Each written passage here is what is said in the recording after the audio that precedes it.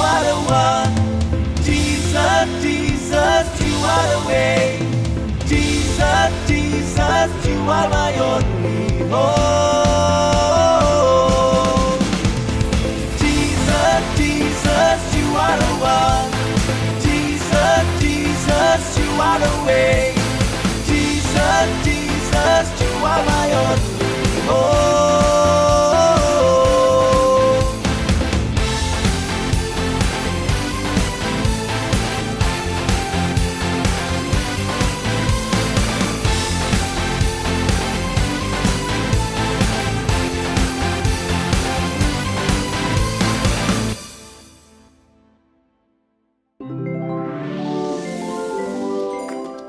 Halo adik-adik semua, welcome back to Nexion Kids Online Service. Bagaimana nih kabarnya adik-adik semua? Yuk yang siap untuk ibadah, kita angkat tangan dan kita berdoa. Mari kita berdoa. Di dalam nama Tuhan Yesus, terima kasih Tuhan untuk hari ini. Kami sebentar lagi akan beribadah, Engkau yang memberkati dari awal hingga akhir. Kami siap Tuhan untuk memuji, kami siap untuk mendengarkan firman-Mu. Terima kasih Tuhan, dalam nama Tuhan Yesus, haleluya, amin. Adik-adik, tahu nggak, hari ini kakak senang sekali karena akhirnya kakak masuk ke sekolah dan bertemu dengan teman-teman kakak setelah libur semester kemarin. Siapa nih adik-adik yang juga kangen sama teman-temannya waktu libur sekolah? Bisa angkat tangannya. Wah,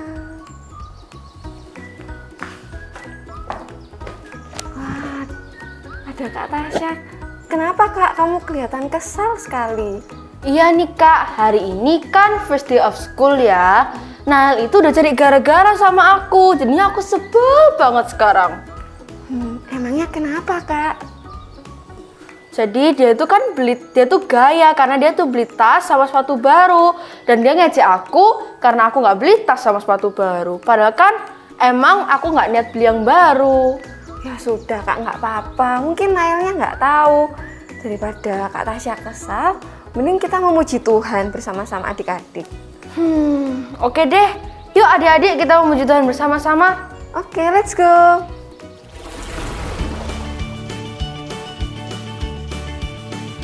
Sing high, sing low, sing it absolutely everywhere I go. Sing high, sing low, sing it absolutely everywhere I go. Oh, I am thinking about Jesus' love for me. Oh, I am singing about how He sets me free. Oh, up to everyone, the wonder of Jesus' love. Sing high, sing low, sing it absolutely everywhere I go. Sing high, sing low, sing it absolutely everywhere I go. Oh, about Jesus' love for me. Oh, I am singing about how He sets me free. Oh, I am bringing it up to everyone, the wonder of Jesus' love.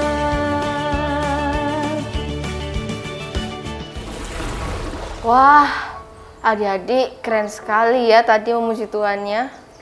Iya dong Kak Tasya. Kak Tasya juga keren banget memuji Tuhannya. Tapi Kak, aku tuh masih kesel sama Kak Nail. Dia itu sering banget gangguin aku.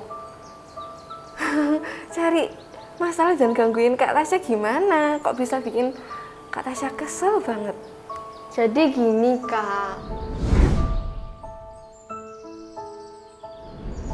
Terus Kak, Kakak inget kan waktu ulangan matematika? Jelas-jelas Nail itu yang nyontek, tapi guru-gurunya malah diem aja. Sedangkan aku itu cuma noleh ke belakang buat minjem penghapus Kak. Tapi malah aku dimarahin sama guru-gurunya, dibilang aku nyontek.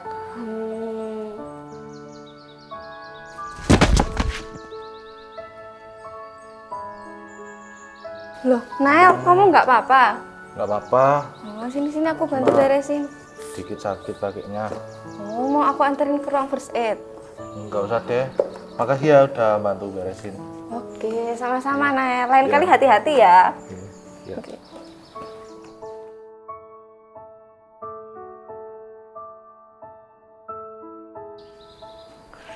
Kak Tasya, kenapa tadi kok nggak membantu Nael? Aku bantu dia. Ya enggak lah, ngapain? Dia itu kan udah sering bikin aku kesel. Kakak sih nggak tahu dia tuh sebenarnya gimana. Kalau kakak tahu, kakak pasti nggak bakal bantu dia. Kak Tasya, meskipun Nael itu menyebalkan, tapi kita sebagai anak Tuhan harus mengasihi dan juga memiliki belas kasihan. Ya, meskipun orang itu membuat kita kesal, Kak. Kakak sih nggak pernah merasakan soalnya. Ya, meskipun aku belum pernah merasakannya nih, Kak.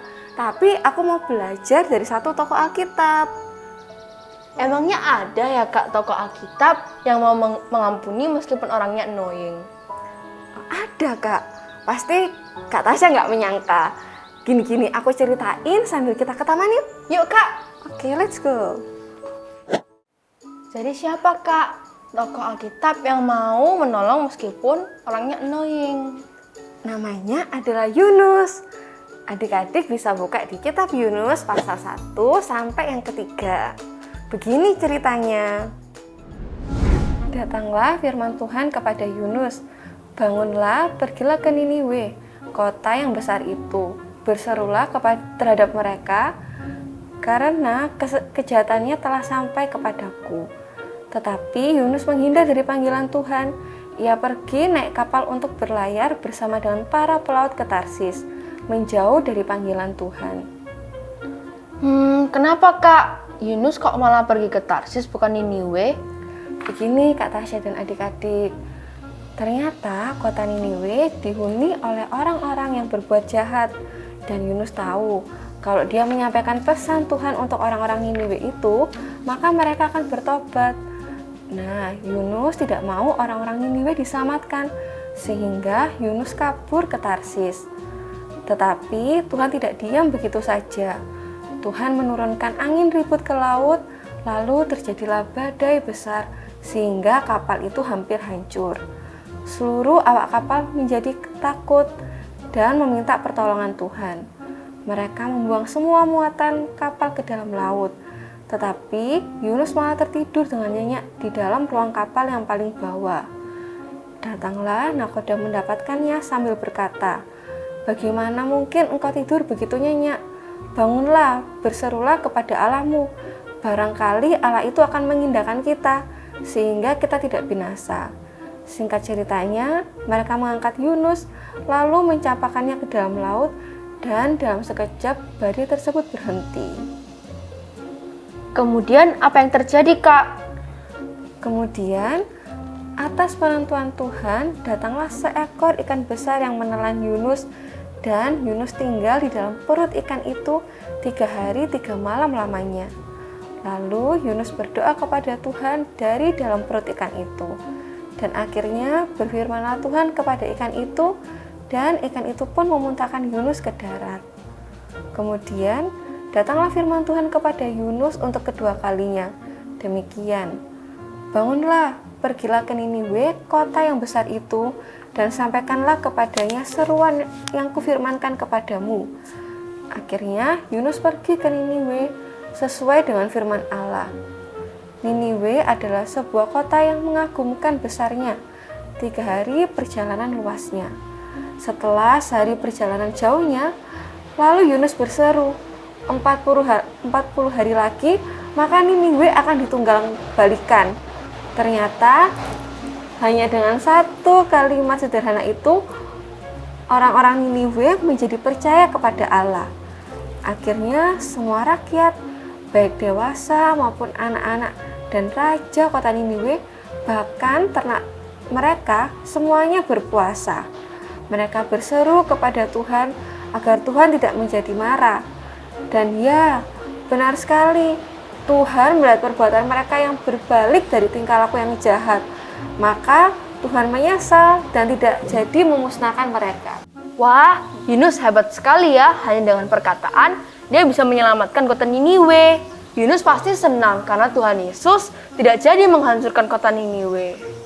Tapi Kak Tasya, sebetulnya Yunus itu sangat marah sama Tuhan karena Tuhan mengasihi musuh-musuhnya Yunus, yaitu orang-orang Niniwe. Yunus kesal sama Tuhan karena orang-orang Niniwe diselamatkan. Hah? Jadi maksudnya yang Yunus bilang menunggang balikan itu sebenarnya dia mau bencana diberikan di kota Niniwe gitu, Kak? Iya, betul sekali, Kak. Yunus ingin orang-orang Niniwe dihancurkan, tetapi karena Tuhan adalah Tuhan yang memiliki belas kasihan, makanya Tuhan ingin orang-orang di Niniwe diselamatkan, bukan dihancurkan. Wah, aku nggak nyangka Kak, Yunus ternyata seperti itu. Jadi, apa yang bisa kita pelajari dari cerita Yunus ini, Kak? Jadi, Kak, ada dua hal nih yang bisa kita pelajari dari Yunus. Yang pertama, Yunus tidak bisa memahami isi hati Tuhan yang penuh dengan belas kasihan. Yang kedua, Yunus terlalu mementingkan perasaannya dibandingkan kehendak Tuhan. Yunus merasa kota Niniwe tidak layak menerima belas kasihan dan keselamatan dari Tuhan karena perbuatannya yang terlalu jahat. Namun, Tuhan tidak seperti itu. Tuhan tidak memandang seberapa besar kejahatan yang dilakukan oleh orang-orang Niniwe, tetapi Tuhan lebih rindu melihat mereka berbalik dari tingkah laku mereka yang jahat. Jadi Kak, gimana caranya agar kita bisa memiliki belas kasihan? Jadi Kak, ada dua cara yang harus kita lakukan untuk memiliki hati yang belas kasihan. Yang pertama, dekat dengan Tuhan. Agar kita memiliki hati seperti Tuhan, maka kita harus dekat dan mengenal Tuhan melalui rajin berdoa dan membaca firman Tuhan. Supaya kita bisa mengerti apa isi hati Tuhan, apa yang disukai Tuhan dan apa yang tidak disukai Tuhan. Nah, adik-adik, siapa nih yang punya sahabat? Bisa angkat tangannya. Nah, ketika kita mengenal teman kita, kita pasti tahu apa yang disukainya dan apa yang tidak disukainya. Begitu juga ketika kita dekat dengan Tuhan, kita sering membaca firman Tuhan dan merenungkannya, maka kita semakin mengerti isi hati Tuhan, kehendak dan rencananya. Yang kedua, minta Tuhan hati yang mengasihi jiwa-jiwa. Seringkali nih adik-adik, saat kita melihat teman kita yang berbuat jahat muncul dan mereka mendapatkan masalah, mungkin kita berkata dalam hati kita, kan adil, perbuatan jahat memang harus dibalas dengan kejahatan, seperti yang dirasakan oleh Nabi Yunus. Tetapi adik-adik, Tuhan tidak seperti itu. Tuhan Yesus mengasihi semua orang, bahkan orang berdosa sekalipun. Tuhan Yesus mau setiap orang menerima keselamatan, seperti yang dikatakan di dalam Yohanes pasal 3 ayat yang ke-17.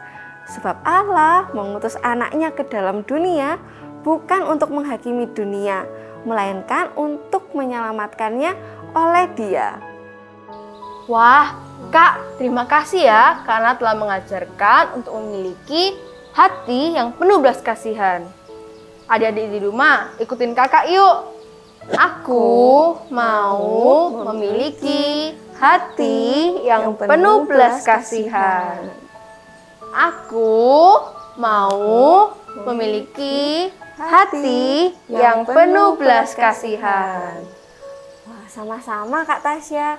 Kira-kira apa ya Kak ayat hafalan hari ini? Ayat hafalan hari ini ada di Yohanes 3 ayat 16. Karena begitu besar kasih Allah akan dunia ini, sehingga Ia mengaruniakan anaknya yang tunggal, supaya setiap orang yang percaya kepadanya tidak binasa, melainkan memperoleh hidup yang kekal.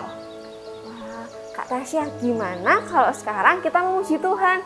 Adik-adik di rumah pasti juga sudah menunggu nih untuk memuji Tuhan bersama-sama. Iya nih Kak, ide yang bagus. Yuk, let's go!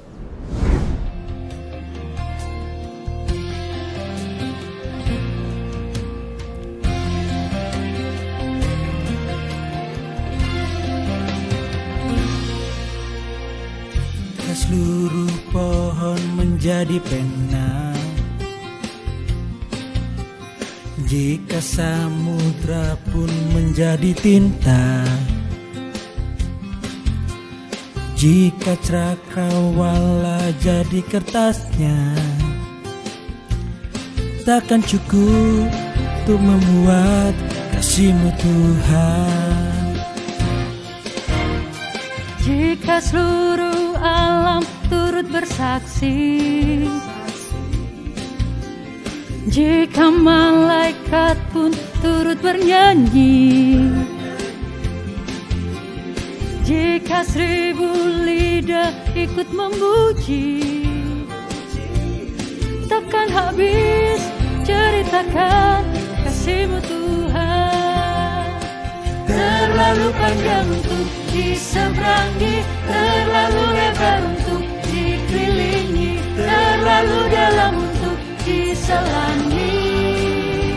Kasih-Mu terbesar, terlalu panjang untuk diseberangi, terlalu lebar untuk dikelilingi, terlalu dalam untuk diselami. Kasih-Mu terbesar.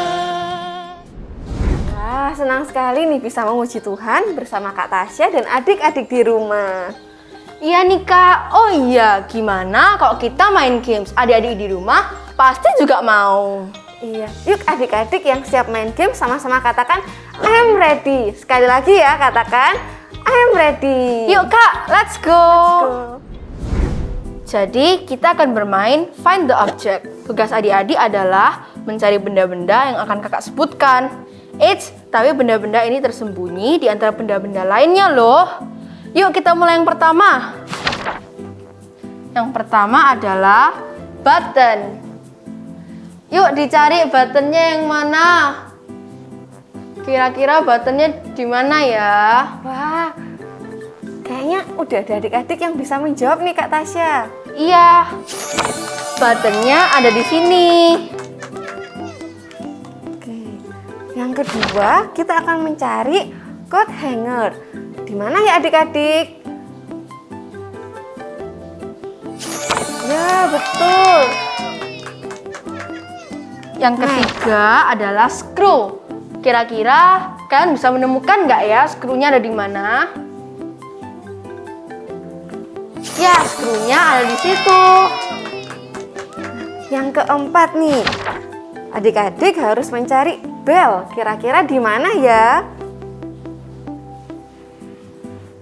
Ya, betul. Belnya terletak di situ. Lalu selanjutnya adalah crescent moon. Kira-kira kalian bisa menemukan nggak ya crescent moon-nya itu ada di mana? Iya, crescent moon-nya ada di sana. Selanjutnya nih, adik-adik harus menemukan sock.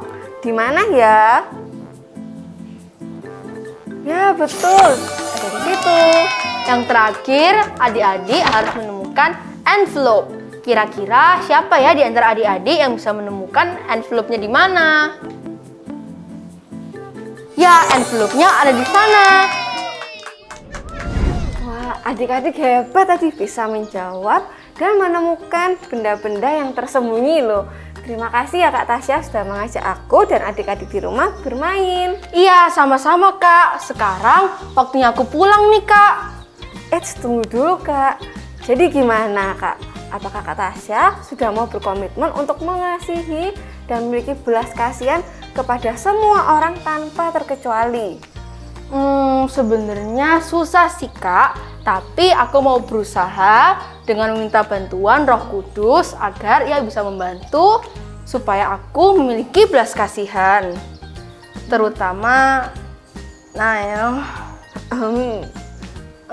Nael. Nadanya kok masih gitu Kak? Ingat loh Kak, ini baru berkomitmen. Komitmennya itu nggak hanya hari ini, tapi sampai seterusnya. Iya Kak, aku mau belajar mengasihi, termasuk Nahel. Nah gitu dong Kak Tasya, komitmennya dilakukan tidak hanya hari ini, tapi juga seterusnya. Hei iya Kak, aku dan adik-adik di rumah pasti akan mau berkomitmen agar memiliki hati yang berbelas kasihan.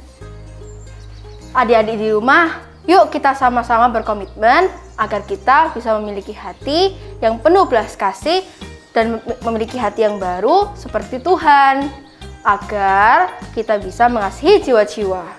Wah, yuk Kak, sebelum kita pulang, kita berdoa dulu yuk. Adik-adik, ayo kita berdoa. Tuhan, terima kasih atas hari ini kami telah mendengarkan firman-Mu. Berkati kami agar kami bisa memiliki hati yang mau untuk berkomitmen untuk memiliki belas kasih. Terima kasih, di dalam nama Tuhan Yesus, haleluya, amin. Adik-adik, sekarang angkatlah kedua tangan kalian. Terimalah berkat dari Allah Bapa dan Putra dan Roh Kudus yang selalu menuntun menyertai kalian untuk selalu memiliki hati yang berbelas kasihan. Terimalah berkat ini di dalam nama Tuhan Yesus, haleluya, amin.